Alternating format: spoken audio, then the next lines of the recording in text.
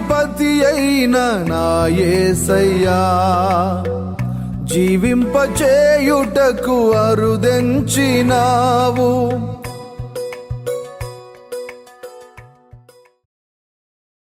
క్రీస్తునందు ప్రియమైన దైవ జనాంగమా, మీకందరికీ ఉదయకాలపు శుభములు తెలియచేస్తూ ఉన్నాను. ప్రతి ఉదయం ప్రభుతో సావాసం అనే కార్యక్రమానికి మిమ్మల్ని ప్రేమతో ఆహ్వానిస్తూ ఉన్నాను. రండి, మరలా ఈ ఉదయకాలము దేవుని యొక్క మాటను ధ్యానించుదాం. కీర్తనల గ్రంథం 51:17 రాయబడిన మాటను చూద్దాం. విరిగిన మనసే దేవునికి ఇష్టమైన బలులు. దేవా, విరిగి నలిగిన హృదయంను నీవు అలక్ష్యము చేయవు. మనం గమనించాలి, దావీదు బత్షెబా వద్దకు వెళ్ళిన తర్వాత, పాపం జరిగిన తర్వాత ఆ యొక్క నాతాను ప్రవక్త అతని యొద్దకు వచ్చి అతన్ని గద్దించినప్పుడు దావీదులో వచ్చిన పరివర్తన ఈ మాటలో కనబడతా ఉంది. ఆయన చెప్తున్న మాట, విరిగిన మనసే దేవునికి ఇష్టమైన బలులు అని చెప్పాడు. మనసు విరగటం అనేది ఇక్కడ దేవునికి ఇష్టమైన బలి అని చెప్తూ ఉన్నమాట. మనసు విరగటం ఏంటి? ఒక వ్యక్తి పాపంలో ఉంటే ఆ పాపాన్ని గురించి పశ్చాత్తాపపడి దేవుని దగ్గరకు వచ్చి తాను చేసిన పాపాన్ని ఒప్పుకుని దాన్ని విడిచిపెట్టడము అనేది జరిగితే అది విరిగిన మనస్సు. ఇక్కడ దావీదు మాత్రము తన జీవితంలో ఆ యొక్క విరిగిన మనస్సు అని చెప్తూ ఉన్నాడు. విరిగిన మనస్సు అనేది ఒక వ్యక్తిలో ఉంది అని ఎలా తెలుస్తుంది అంటే, కీర్తనల గ్రంథం 51లో ఆ మొదటి మాటను చదివినప్పుడు, దేవా, నీ కృప చొప్పున నన్ను కరుణింపుము, నీ వాత్సల్య బాహుళ్యము చొప్పున నా అతిక్రమములను తుడిచివేయుము. తన లోపల అతిక్రమం ఉందని దాన్ని తుడిచివేయమని అడుగుతూ ఉన్న మనస్సు ఉందే, అది విరిగిన మనస్సు. ఆ తర్వాత 2వ వచనంలో, నా దోషము పోగునట్లు నన్ను బాగుగా కడుగుము. ఇంతకుముందు అతిక్రమాన్ని తుడిచివేయమన్నాడు, ఇప్పుడు అంటూ ఉన్నాడు, దోషం పోవునట్లు నన్ను బాగుగా కడుగుము. కడగటం అనేది ఎప్పుడు జరిగే పని అంటే, మురికి అంటినప్పుడు దాన్ని కడిగితే వస్తువు శుభ్రం అవుతుంది. అలానే మనస్సుకు అంటిన మురికి, అది పాపం. ఆ పాపాన్ని విడిచిపెట్టడానికి నా దోషము పోవునట్లు నన్ను బాగుగా కడుగుము అంటే, తన లోపల దోషం ఉందని, తన లోపల పాపం ఉందని, తన లోపల అతిక్రమము ఉందని, నన్ను పవిత్రపరచు, నన్ను కడుగు, నా అతిక్రమాన్ని తుడిచివెయ్యి అని దావీదు మాట్లాడుతున్న మాటల్లో చాలా సత్యం దాగి ఉంది.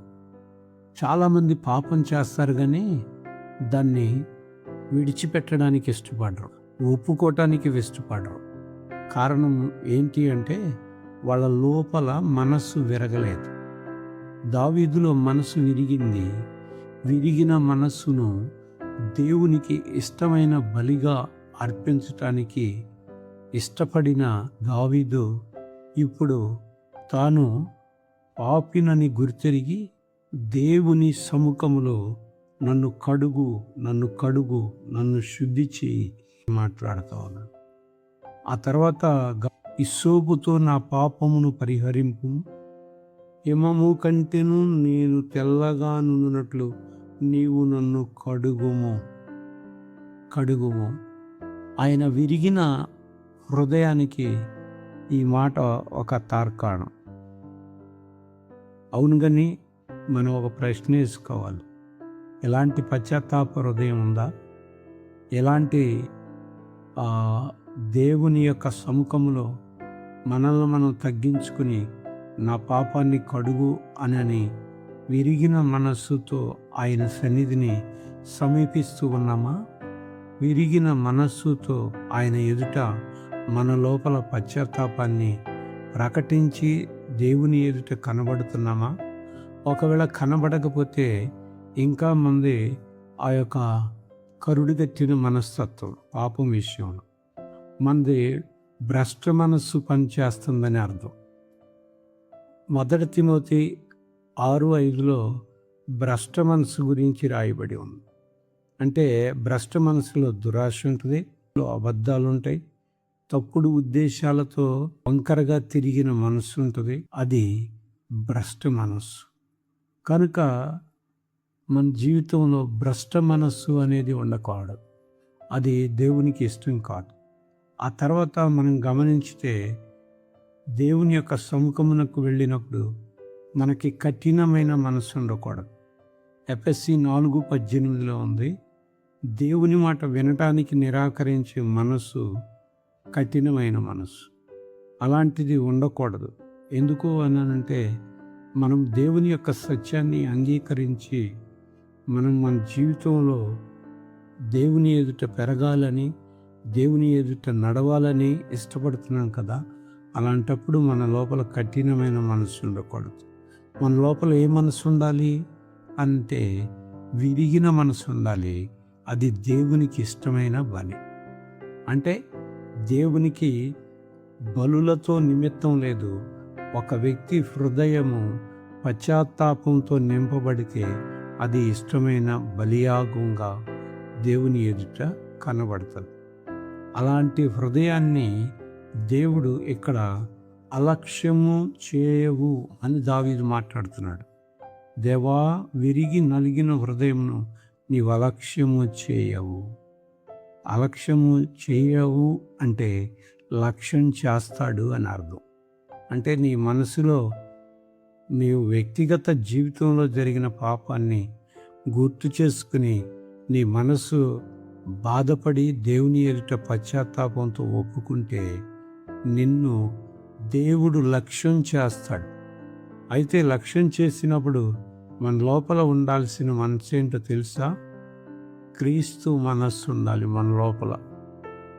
1 కొరింథీ 2:16 ఉంది, యేసు ప్రభువులా ఆలోచించాలి, యేసు ప్రభువులా వినయం కలిగి ఉండాలి, యేసు ప్రభువులా తండ్రికి లోబడి ఉండాలి. అందుకని ఫిలిప్పీ 2:5 క్రీస్తు యేసునకు కలిగిన మనస్సును మీరు నేను కలిగి ఉండాలి అన్నాడు. ఆయన ఏ మనసు కలిగి ఉన్నాడో ఆ మనసు మనం కలిగి ఉంటే అది విరిగి నలిగిన మనసు. విరిగి నలిగిన మనసు ఏదైతే ఉంటుందో అది మనల్ని దేవునికి దగ్గర చేస్తుంది. అది దేవుని యొక్క సన్నిధానంలో నీతియుక్తంగా బ్రతికేటట్టు మనకు నేర్పుతుంది. దేవుడు ఈ మాటలను తన వినికిడిలో దీవించునుగాక. ఈ దినమంతా దేవుని కృపా సమాధానాలు మనందరికీ తోడయుని నడిపించునుగాక. ఆమేన్, ఆమేన్, ఆమేన్.